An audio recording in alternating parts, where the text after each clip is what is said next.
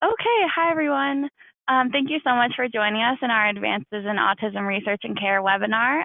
We're so excited to have you. Just a little housekeeping, if you want to ask questions, please feel free at any time. There's a little questions chat on the sidebar that should be with your GoToWebinar thing. So if you have questions at any time, please feel free to type those in and I'll make sure to ask them of our lovely presenters at the end.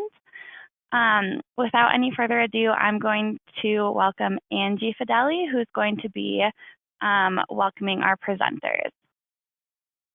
Great, thank you. Well, welcome everyone, and thank you for joining us today. I'm really excited to have Tom Hess and Mark Tapia presenting for us today. Tom Hess is he's been our co-chair for our Autism Treatment Network Family Advisory Committee for several years now. And he's really been a leader in our network, helping us integrate the family perspective into all of the work that we do in the ATN and AARC. Tom is through Nationwide Children's Hospital, and he also has a young adult on the autism spectrum, which I'm sure, Tom, you'll be getting into that more when you talk from the parent perspective. And we really appreciate all that Tom's done. He's rolling into an advisory position with us now. He's going to continue to help advise us as we bring on new co-chairs in our family advisory. So we really appreciate you, Tom, and we thank you for all that you've done, and we can look forward to continue working with you and hearing what you have to say today. And then we also have Mark Tapia, who has recently joined our family advisory committee as a self-advocate. Mark comes through the Thompson Center in Missouri. They're also one of our ATN AARC sites, and he is the first LEND advocacy trainee in Missouri, which is amazing. And he's also a grad student at the University of Missouri, working on his master's degree in special education with an emphasis in autism. So we're really excited to have Mark also join our network and to start to lend his voice, which is a really important voice to the work that we're doing as we move forward. And so with that said, we're really excited to hear what he has to share with us today as well. And I will pass it on to Tom. Excellent. Thank you very much, Angie and Megan. I'm really glad to be here. And thanks to the ATN for allowing me to be here, and for AARP for having this event. I'm super excited, and this is something that's really close to my heart and to all the efforts that we've done with Henry over the last few years. It's always difficult to prepare for a presentation like this because it means you have to look back and reflect. You have to take a moment and go, okay, what was it like when Henry was 2 years old? We don't spend a lot of time doing that now that Henry is 18 years old, and all that entails. I'm going to start out by giving a little bit of background about myself, and I really can't talk about myself without talking about Amy. Amy Hess is my wife and also active in the current co-chair for the Family Advisory Committee. And I also couldn't do this without Sophia, who you see on the slide there with the shining smiley face and glasses.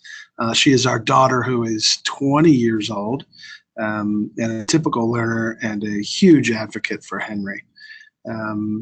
We started this journey off back when Henry was about 2 years and 10 months old is when he was diagnosed. Initially, I'd have to say that we struggled with the diagnosis. Both of us were working in the field of people with disabilities, mostly around employment at the time, and we'd have thought we'd have handled it a little better.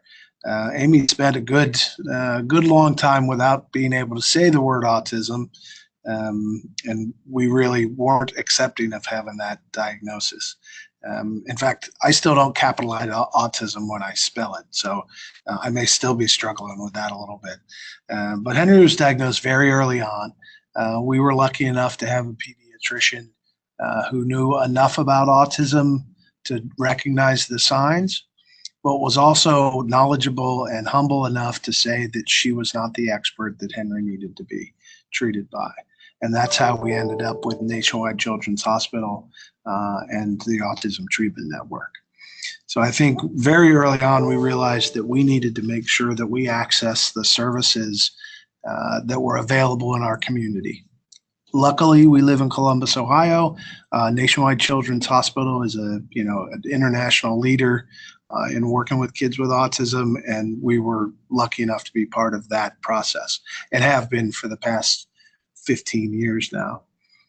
So we've worked very closely over the years with Nationwide Children's, with their Autism Center. They really helped us through the process, getting us engaged. As we talk about advocacy and the importance of family, I can't say enough about how important it is to get engaged as soon as possible. As people are receiving diagnoses for their kids, we always look back at any time that we wasted while we were still adjusting with regret. I think we started off pretty quickly in getting the speech therapy and getting the support services for Henry.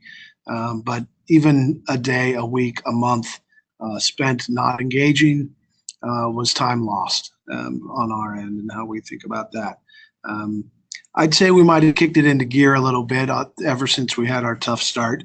It didn't keep us from getting the services that Henry needed. We struggled with, and many of you may be familiar with, PDD-NOS, or pervasive developmental disorder not otherwise specified, which was a category that many young kids with autism get diagnosed initially, or did.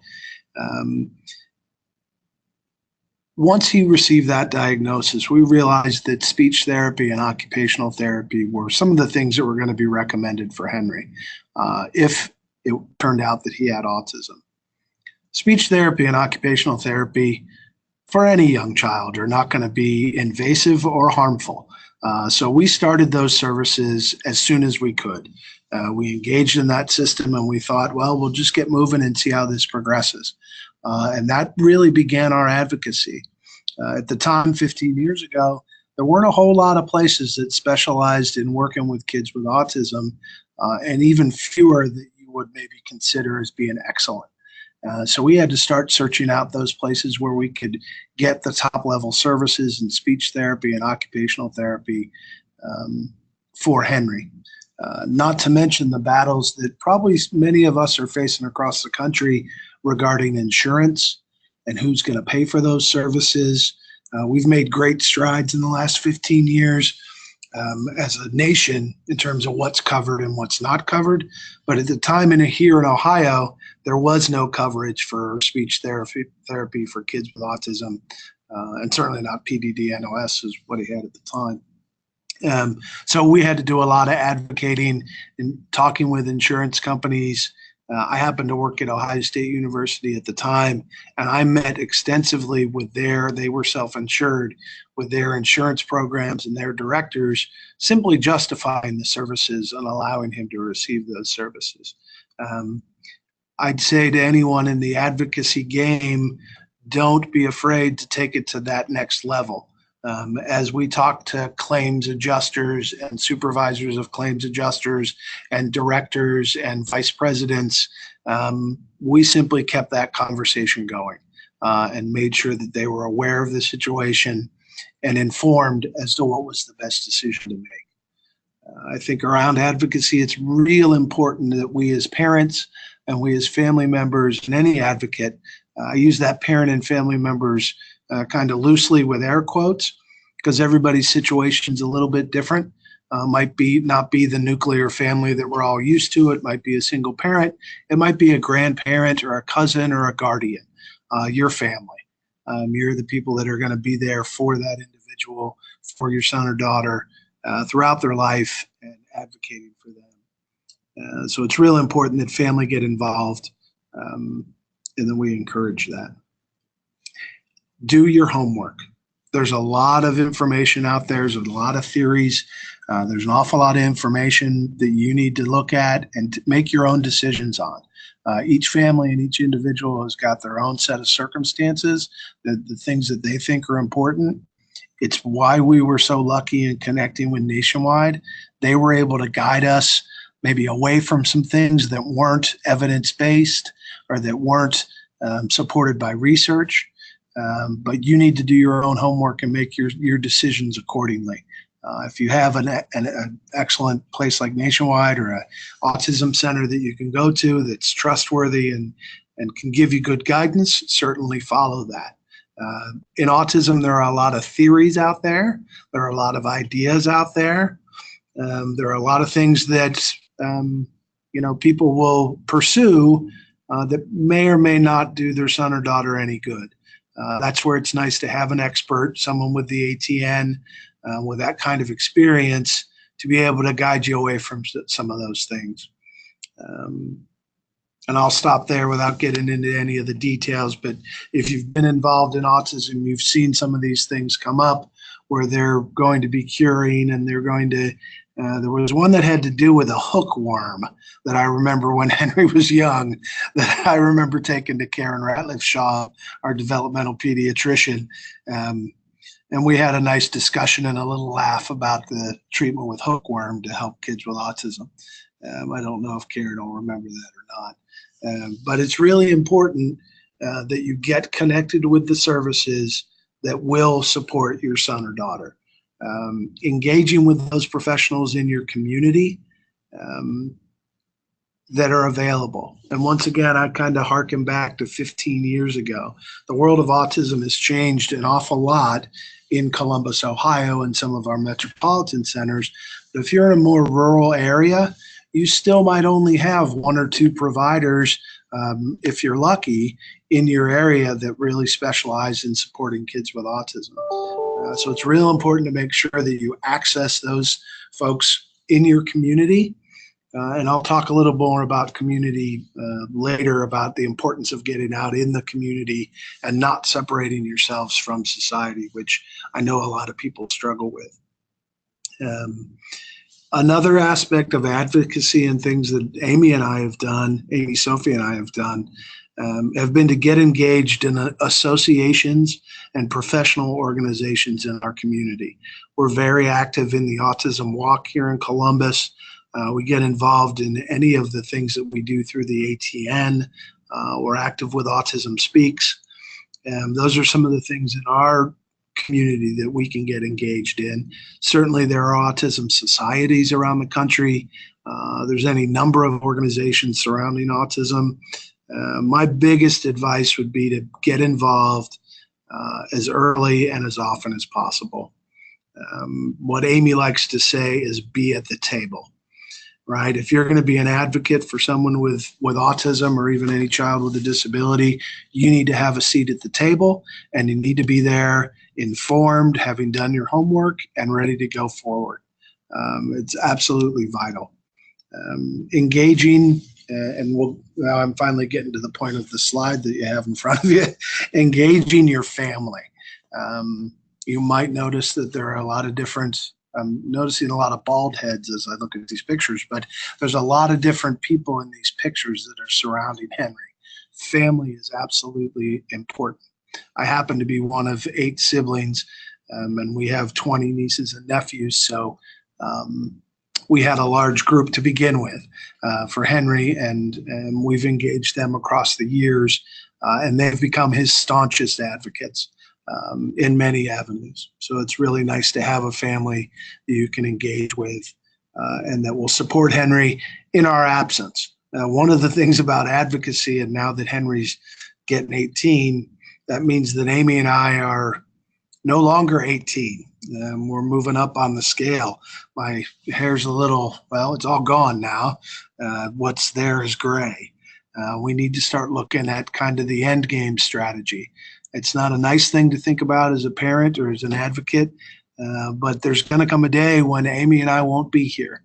We need to start making those preparations early and making sure that we're thinking about his future, even when it doesn't include us as we go down the road. Our goal, and one of the things that we try and keep in mind with Henry, is what is a meaningful and fulfilling life for Henry. Henry is someone who doesn't use a lot of language. He does have some words, but he saves those for very important times. So it's important that we take a look at him closely in what he enjoys doing and what makes him happy. I can't say enough about some of the guidance and support that we've gotten from professionals based on his art. He happens to be an artist and has some great skills in the art field, but we've gotten some great advice from professionals and just some suggestions. Henry, over the years, has become somewhat of a prolific artist. He makes an awful lot of characters based on some classic films. About 5 years ago, one of our professionals who was working with us just as a therapist, right, who was just helping us out with therapy services for Henry, happened to mention to us and to Henry that there was an arts district in town and that we should go down and check it out. She thought Henry would really like that. Well, that was 5 years ago. About a month after we visited, we went and opened up a studio in that area for Henry, and he's been in that arts district ever since. He's got his own studio. He's had 2 or 3 different individual art shows. He's been taken to New York in one of the group art shows exhibits in New York City, and frankly has really blossomed into somewhat of a celebrity in the art community here in Franklinton and Columbus, Ohio. So much so that Amy and I are really not Amy and Tom Hess anymore. We're Henry's mom and dad. So it's really exciting to see that come to fruition for Henry, all based on our advocacy and Henry's team. Some of the things that I know people struggle with, we talk about when we first started, Amy and I were both in the field of working with people with disabilities. And you'd think that would help once we got the diagnosis, but I think it really worked against us because we knew the system and we knew what we could expect in terms of struggles. So it really kind of hurt us at the beginning because we weren't, well prepared for doing it ourselves. We were used to helping other people through the systems. I think one of the things that was key for us was learning about autism and what that means for Henry. As you know, we say it all the time, it's a spectrum disorder, right? Every single child is different. They have their own strengths, their own weaknesses, the things that they're interested in. It's absolutely vital that you take a person-centered approach to your advocacy efforts. What's good for Henry may not be good for someone else's child, right? We focus all our efforts and all our energies on Henry and what can make his life better. So that's something that we've really kept at the core of what we do. The other thing that we've done quite a bit of is developing a team around Henry. Over the years, Henry has probably had more than 50 people who have been part of his team, whether it's pediatricians, developmental pediatricians, speech therapists, occupational therapists. At one point, we had a choir coach because he was trying to do some singing at church. We've had any number of people involved in working with Henry and becoming advocates for Henry. So it's really vital that you build a team around your son or daughter of people who are dedicated, professional, and skilled. I think as I think about trying to give advice around advocacy, I think everyone's advocacy is going to be a little bit different. But I think most importantly is to get involved, whatever that means in your community, whether it's a church group or a local autism society, or it's part of the hospital, part of the therapeutic interventions. Get involved, be at that table so that you can advocate for your son or daughter. As we talk about advocacy, there's obviously many ways that you can advocate. One of the things that we've always kind of prided ourselves on is if we have a complaint or a concern or a want for Henry, we always bring an answer with us. We have our ways of thinking. We always try to make sure that we're solving the issues and not simply adding to the problem, right? We always make sure that we're very positive and supportive, and we bring something to the table with us when we come to meet with people. Because you're going to get involved in many different organizations and systems. We talk about school systems or developmental disability systems, or depending on how you go, vocational rehabilitation. Many of those places are very difficult to navigate even for a typical child. So it's vastly important for people who are working as advocates for people with disabilities to be a positive force for change. And that's what we've always tried to be with Henry, is to make sure that we're a positive force and that people, when they see us coming, hopefully they get excited and they're ready for a good meeting, because I think it's really vital. You'll notice that these slides are really about Henry, his happiness, his meaningful life. You see many of the situation that he's in. If you go to that next slide, you'll see some of the things that Henry's interested in. I'll tell a quick story about this travel, right? This is really kind of a microcosm of how we've worked with Henry over the years. Early on, we decided we wanted Henry to have a very meaningful and fulfilling life. He was very young, so he didn't get to choose. We like to travel, so we wanted him to be able to travel with us. Henry can be a very active young man, so flying was a big concern. Some of you may have been to the steering committee meetings in Washington, D.C. We started out with Henry and flying by going to one of those steering committees and bringing Henry along with us. It's about a 50-minute flight. We thought that was a great place to start. Turns out Henry loves to fly. Henry loves to travel. Henry loves to be on the subway, loves the city vibe of Washington, D.C. After that, we took him there, I think, about 5 or 6 times to make sure we got that system down. Then we took a trip to Orlando, Florida, which is about an hour-and-a-half flight. Once again, no issues to speak of. We realized, okay, so we can get pretty much anywhere in the United States at this point. Let's start looking overseas. You'll see that very first one, Iceland. That came about because we were looking into travel into London.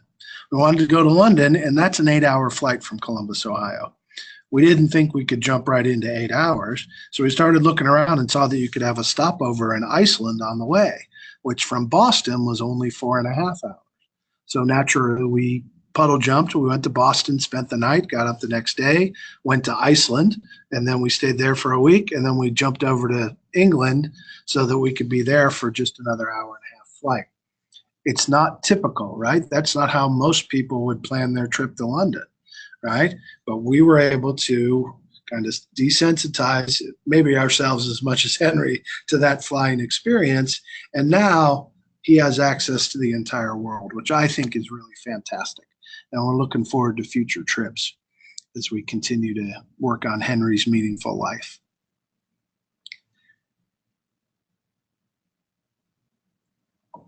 I'm just trying to think. I want to make sure I give plenty of time for Mark to make his comments. I wanted to talk about some of the organizations that we've been a part of over the years. Certainly the Autism Treatment Network has helped us immensely with all their treatment models and all the support that they've given us. Nationwide Children's Hospital has been a fantastic support for us. As Henry moves into transition age, and he's really now an adult, the Center for Autism Services and Transition with Ohio State University, which is a model by which young adults with autism and children with autism can move on to adult health care. It's a fantastic model, and it has helped us and Henry to be able to get adult health care services and hopefully be able to continue that on as he gets older and deal with some of the adult issues that are not necessarily dealt with in a pediatric environment. So that's been a fantastic, great thing. And this final slide that I have, it's really important, as I said earlier, to focus on that person and to focus on what they like to do. Henry is an artist. I think anybody who's ever met him has noticed he's an artist. He loves to swim and kayak, go out on a boat and fish. He likes to ride bikes, and he loves to go to art events. You might note that nowhere in that there does it say autism. Nowhere in does it say speech therapy. Nowhere in it does it say occupational therapy. This is what makes Henry's life fulfilling. You might also note that picture is a picture of Henry at a tailgate party at the Ohio State University. He is 18 years old. His sister really wanted him to come to the tailgate party. So that was important for Henry to join that. And yes, that is a gentleman in a cow outfit. I don't know the meaning of that, but it just speaks to making sure that we get Henry out into experiencing life like anyone else. And that's what we can do for Henry as his advocates.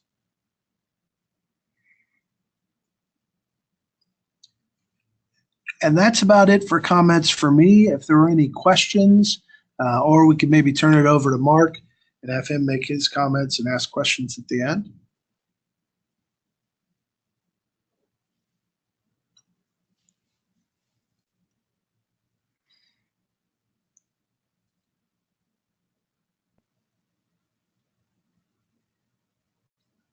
Thanks, Tom. I think that was amazing. Can you hear me? I don't know if Megan's muted, so I just thought I'd jump in. I think that was amazing. Thank you for sharing your thoughts and your experience. And I know, it's not easy, but you guys do everything in your power to really advocate for Henry, and it's amazing to hear about everything you do. I think Megan said earlier that we'll save questions to the end. So if Mark wants to go ahead and get started, that would be wonderful.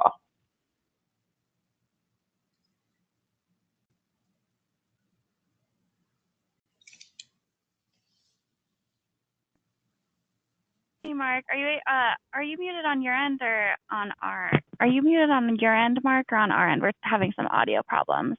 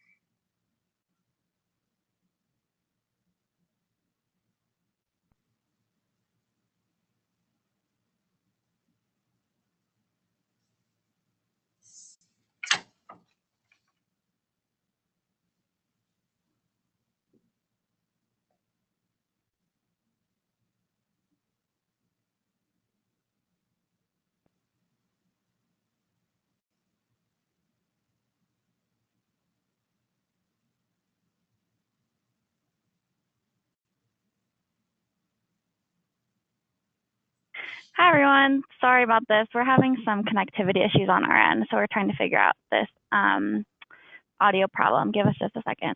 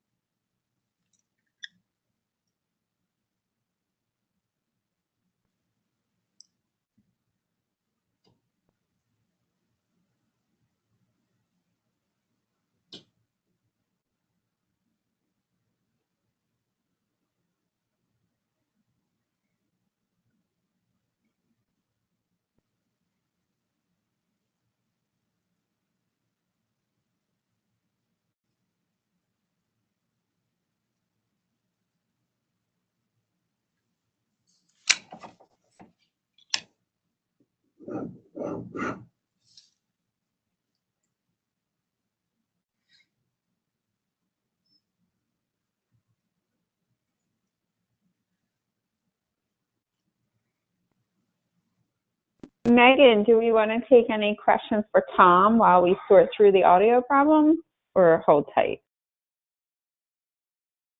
Hey, yeah, so we're having problems unmuting Mark. I think we might have to have him call back in. So I'm going to send him a quick email. Sorry about this, everyone. If there are questions, please, here's one actually, and I'll go ahead and ask it. For Tom, you talked about creating a team for Henry. When you're not around in the future, who are you depending on to take Henry to these travels and to do things he likes? How permanent is this larger team, and how do you get them to be so committed? Other than my immediate family, my son Chase has ST, pediatrician, ABA therapist, teachers, etc., but they're all transitory. Tom, do you have any comments for this? I do. That's a great question. And we actually have about a 2-hour-long presentation that we've given around developing a team or a company around children with autism and disabilities. We're in a good situation that we have Sophia, who is slated to become the next guardian for Henry once we're gone. She's kind of been on that training program her entire life. I mentioned that I also have a big family. We've identified a number of the nieces and nephews who have a particular sensitivity and great relationship with Henry that we've put into becoming trustees in his estate and as things move forward. So really working with our attorney and our financial advisors and setting up those programs where we can put someone in who we know is trustworthy. We're lucky in that we have a lot of family members, but there are certainly people out in the community who do that for a living, can be guardians and trustees. I think it's absolutely vital that you determine who is going to be in charge of your son or daughter or your son before you go.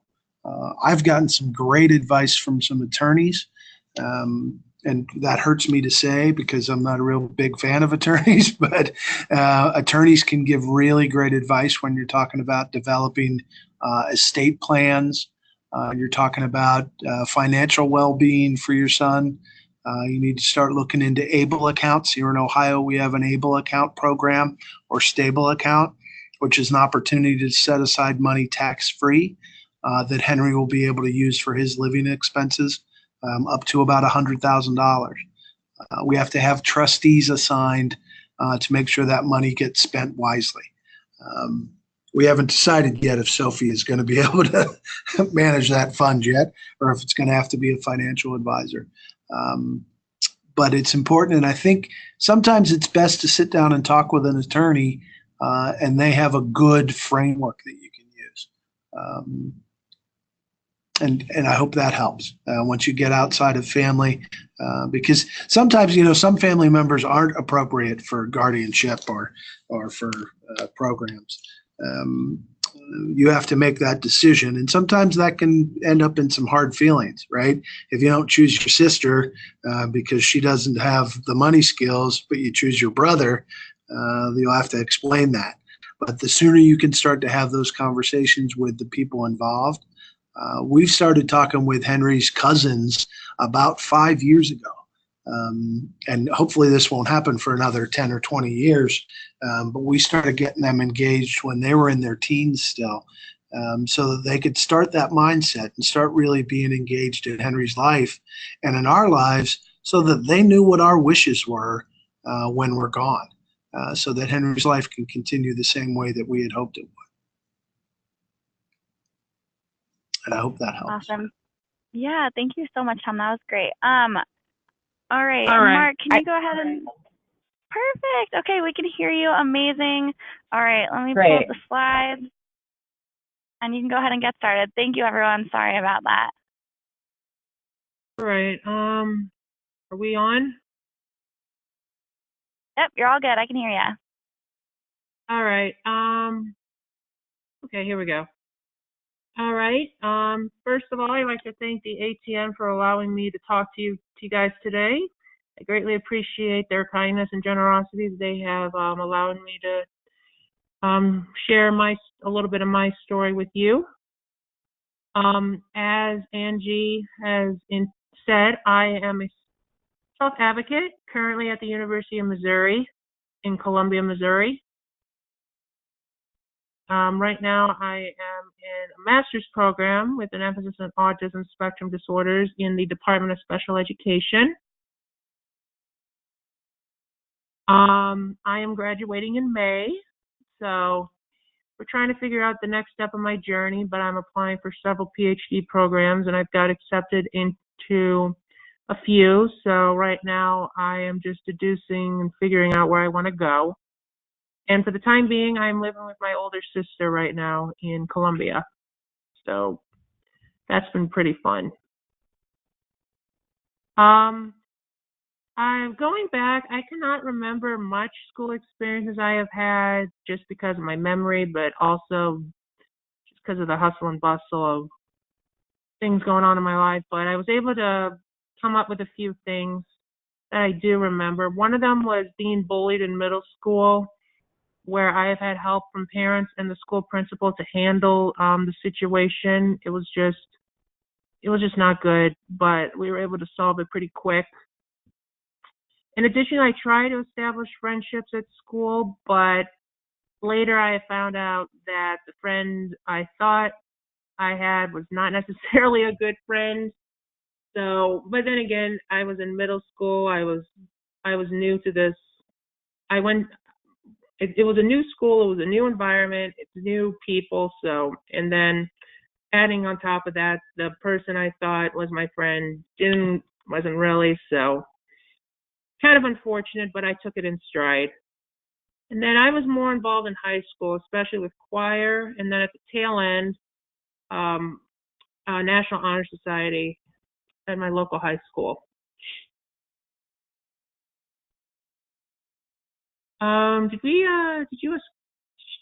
Was one skipped over, or was that the next slide? Oh, supports. Okay. Again, a lot of this I don't remember off the top of my head, especially my younger years. I mean, I remember I've been going through a lot of speech language therapy and occupational therapy. Um, and I've had a lot of support there. And in middle school, it was the school principal, especially early on. And then in high school, I had a really good guidance counselor whose specialty was helping students with developmental disabilities.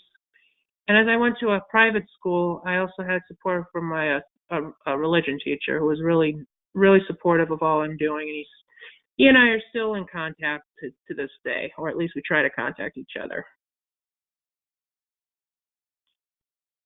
With regarding challenges, I am in the Midwest, and anybody from the Midwest, or even where Tom is in Columbus, knows that it can be very active in terms of thunderstorms and tornadoes. It's something I've always struggled with my whole life. Fortunately, this spring has been fairly quiet. It's been cold, but at least it's been quiet in terms of the weather. So, but that is just something I have always dealt with, always continue to deal with. I've had many supports along the way to help with that, including my parents, my sister, and going back into grade school, I've had guidance counselors. I've had a whole lot of people helping me with that. In regards to other challenges, big one is major transitions, especially over the past several years, where I have had to do several big ones, including moving out of home for the first time. That was very hard, but with the support of my parents and sister who guided me along the way, I've transitioned with relative ease. Again, it's just relative based on the situation I was in. And then leaving home after an extended break, like my winter break when I was off for a month, or even a spring break for a week, it can be a little challenging going from an environment that you are spoiled in, or makes you feel comfortable, to transitioning back to, as I like to call it, being an adult, as I am 25. So having to come back to reality kind of hurts sometimes, but I've been managing to get through it.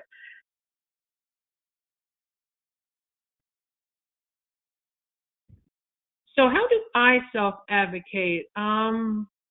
It started way back in middle school when I wanted to raise funds for my local Autism Speaks Walk in St. Louis, and that continued into high school. When I got into college, just because of my busyness and the fact that I was focusing on my academics, post-secondary education, I let that go, but that was a great experience that lasted at least, oh gosh, I walked from 2004 till about 2013, 14, maybe 2013, raised money for at least 7 years, part individually, but part of my family and my parents' coworkers and other family friends that helped raise money along the way. So that was a great starting point. At my undergrad institution, St. Louis University, I established a chapter of Autism Speaks You. As far as myself is concerned, how do I self-advocate on an individual level? That has been done through accommodations at both St. Louis University and the University of Missouri, Columbia, with talking to disability services about my needs, accommodation, and possible accommodations that we both thought would be suitable and appropriate for me. And recently, about the past academic year or so, I've been a part of the Missouri LEND program internship, known locally as Tips for Kids. It is a multidisciplinary internship where people from various disciplines, including ones like Tom described, occupational therapy, speech language therapy, physical therapy, psychology. There's even some from like health information, leadership, and parents. And I am the first self-advocate there. The LEND program has wanted to include a self-advocate, so this was the first year at the University of Missouri that they established that position, and that has just been terrific. Not only seeing what others do, but also let others know what I have been doing, and it's getting a great perspective of how we care for families and for individuals with autism. This spring we have been actually collaborating as a whole team, like 14 or 15 of us. We have been assigned 5 different patients, usually children with autism, as we are affiliated with the Thompson Center for Neurodevelopmental Disorders and Autism at the University of Missouri. And over the past about almost 3 months, we've been working with 5 different families and children who have been come to ask for seeing what's going on with their children. And we have had, I believe, 3 consensus of autism diagnosis and 2 with non-autism. I think one was a learning disability and another had to do with behavior management or something like that. So this past year, and especially this spring, has really been eye-opening in terms of not only what what I can share with others, but also just from the academic and teamwork perspective of what we all can accomplish. We might have one more slide, maybe. All right, so these are just some brief keys to self-advocacy awareness. I'm just going to go straight to the third one because I think that's probably the most important, regardless of who you are or the age. But as Tom said, in order to really succeed, you need to have a support team. It can be a variety of people, as Tom said. I just gave examples from my own life, and I've like my parents, mental health personnel. I have a psychologist who I've known since I was 5. I still go to her. We still talk to her monthly. She's been my support team, oh gosh, since I was in kindergarten, and still cheers me on and still helps us out. Teachers or professors, if they're part of your group, have them involved. Every team is going to be different, as Tom said, but just know who that team is, and know that working together you can accomplish quite a bit.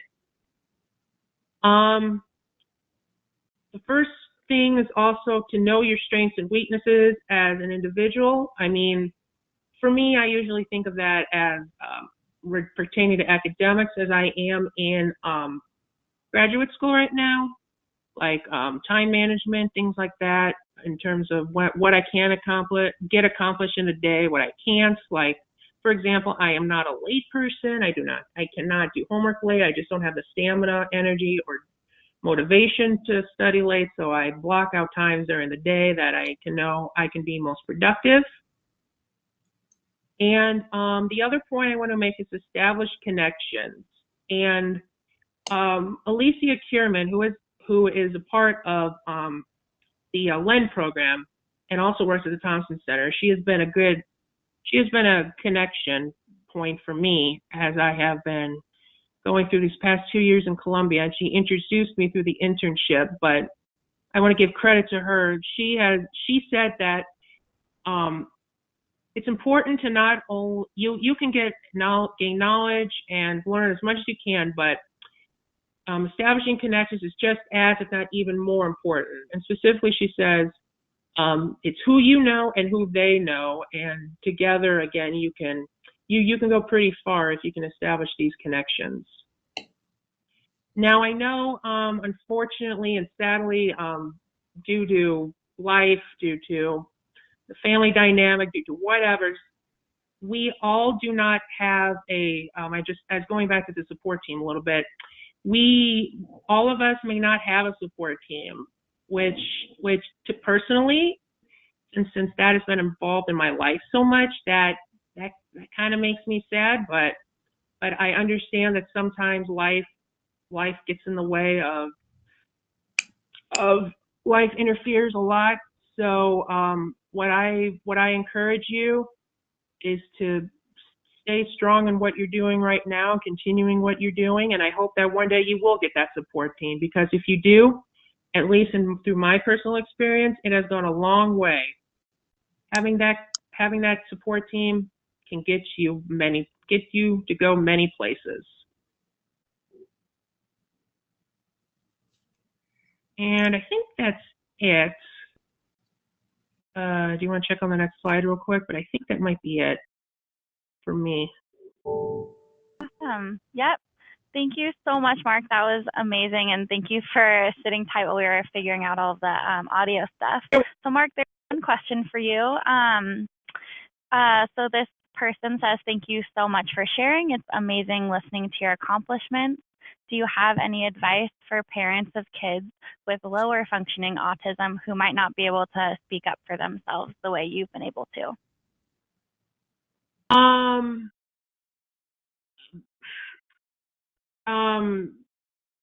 That is a good question. I mean, depending upon what he or she can do, personally, through my own experience, my parents were the driving force that really got the motor running. So if you can, my advice is, if you have a loving, supporting, nurturing, caring parents who are involved in the child's life and are important and love them enough to want them to succeed, I would strongly suggest going to them as a rock first. But regardless of that, maybe another suggestion is, like I said, gather that support team up. Let them know that this individual is meaningful, has meaning, wants to do well in life, wants to succeed in life. I mean, this is going to vary from circumstance to circumstance, but just having that foundation, that good support, initial support team, can definitely go far in life. And this is Tom. I don't think I'm muted, but I think I would have something to say on this. Is when we talk about that kind of high functioning, low functioning, I think we need to take the focus away from that kind of language and really focus our energy and our efforts and our advocacy on the skills and abilities of that individual, right? What can they do? What are they interested in? What would be a meaningful life for that person? The more we focus on the things that are important to the individual, the more we get away from that high and low functioning kind of language, because that's really just another label. What's important to that individual is what we need to be focused on. And Tom, this is Angie. Right. Yeah, thank you. I think, Tom, I think it would also be helpful coming from your perspective with Henry not using a lot of language to communicate with you all, like how Henry may, in fact, advocate for himself in different ways, and how you and Amy pick up on that and then advocate further for him. I think if you could give an example, that would be great. Yeah, I think that's a great example of kind of this journey of autism, is how you pay attention to how people communicate, right? Because many people don't use a lot of language to communicate what they want. But you can certainly, if you're a loved one or someone who's close to them, you can find the things that make them happy, that they enjoy doing. With Henry, it really was just a matter of paying attention. We needed to pay attention to Henry, and what made Henry tick was his art, right? When we made the decision to move to that studio, we basically had a choice. We were going to either join a pool, which Henry also enjoyed, go to the pool, or go to this studio. They were roughly the same amount of money. And we said, well, for this summer, we're just going to go to the studio and see if it's something that would make Henry happy. Lo and behold, it's kind of changed all of our lives. But that's the kind of thing where you have to make some difficult choices and pay attention to what makes that person happy. The other point I might make there is, you never know who on that team's going to come up with that great idea, right? The person who gave us that suggestion to go to the studio didn't have a PhD. It wasn't an MD. It wasn't someone who had an advanced degree of any kind. They simply were sensitive enough and knew Henry well enough to say, you know what, I'll bet Henry would really enjoy this. So that's the other part about that team. We've always maintained open communication, whether it's the aide that works with Henry during the day or the developmental pediatrician or the MD. Everybody has that same voice, and somebody's going to come up with that great idea. Sorry to interrupt you, Tom, but I was just going to reiterate what you said also. Know what the child is good at and what they can do, and that can also take you far, very, very far as well. So, sorry to interrupt, but I was just. It was your question. To reiterate what Tom was saying. Yeah, that's amazing. Thank you so much, both Tom and Mark. Those are really insightful answers, and I think I agree about some of the language stuff. I can definitely personally even do a better job with how we speak about these kinds of things. And I think we're going to wrap it up for the day, just 2 minutes early. I want to thank everyone for joining us in our webinar. I really want to give a huge thank you to Mark and Tom for taking the time to speak with us and for just sharing some of your knowledge. Honestly, it was so helpful and illuminating, and it's really great to hear both your perspectives. Thank you. So, sorry, what was that? Yeah. Always your pleasure. Great. Thank you so much. All right. Thank you, everyone. We will be sending out an email about our next webinar for May, so look out for that. And I really hope everyone has a great Thursday. Thank you. Right. Hey, wait, I have a quick question. Oh, yeah. Can you provide a copy of this presentation for future reference? Yeah, that is a great question. So this has been recorded. I'm going to put it up on our network YouTube page, and I can send that out to you personally as well, Mark. Okay, thank you. No problem. All right. Thank you so much, everyone. Have a great Thursday. Take care. Thank you. Thanks. Bye-bye. Take care. Bye-bye. Bye. Bye.